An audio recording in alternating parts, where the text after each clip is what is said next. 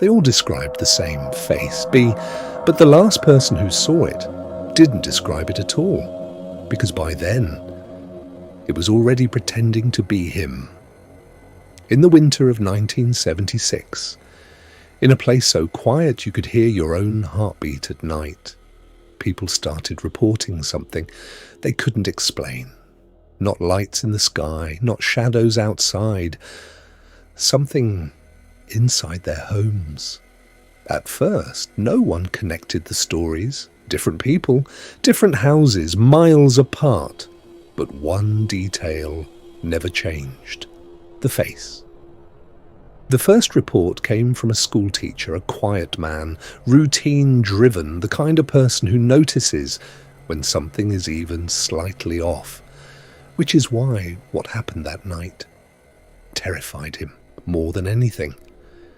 He woke up at exactly 2:13 a.m., not suddenly, not from a dream, just awake, and immediately he knew something was in the room. No sound, no movement, but the air felt wrong, heavy. He didn't sit up, didn't move.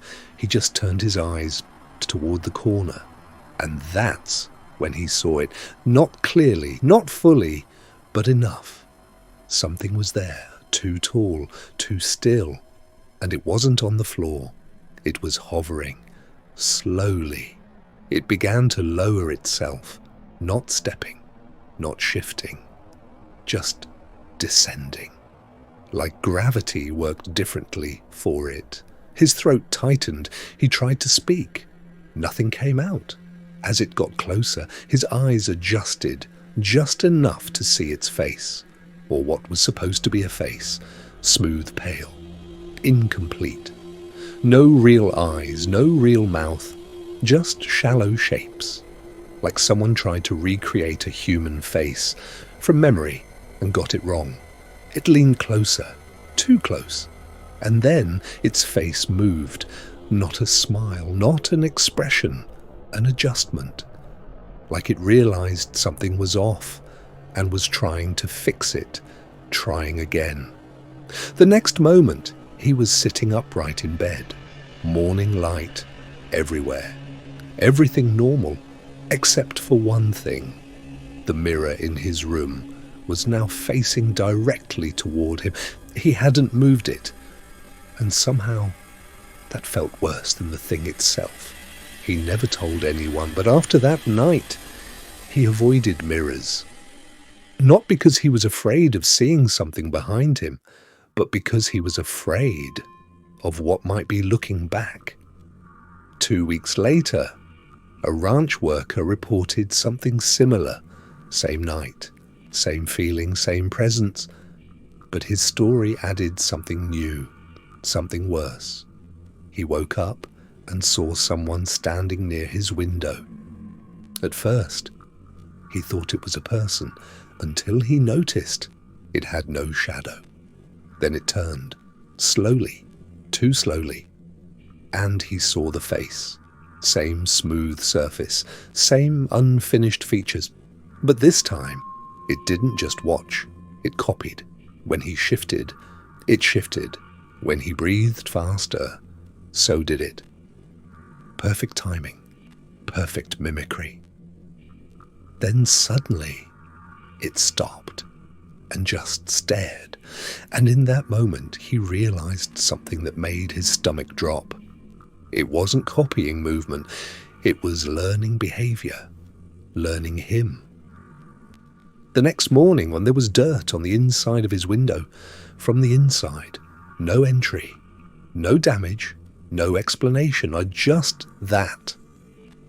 And the feeling that something had stood closer to him than anything should.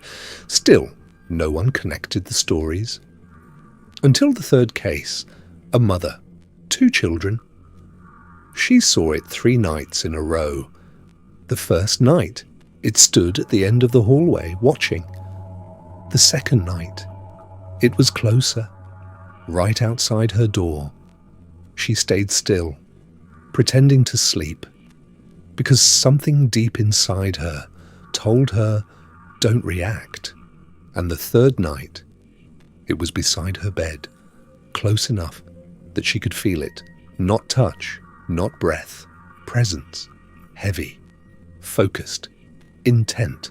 She slowly opened her eyes just enough to see it. Same shape, same face. But now, it was different, closer to human. Not perfect, but closer. It tilted its head, studying her. And then, for a brief second, its face changed, shifted, until it almost looked like hers. Her heart started racing. And then, without sound, without movement, she heard it, inside her mind, almost right. It raised its hand, hovered inches from her face, measuring, comparing, memorizing. Then it was gone. The next morning, her child said something that broke everything. "Mum, why were you in my room last night?" She hadn't moved. Not once. That's when people started talking, comparing details. Same figure, same face, same purpose. Watching, learning, becoming. And then things got worse. Small things, subtle.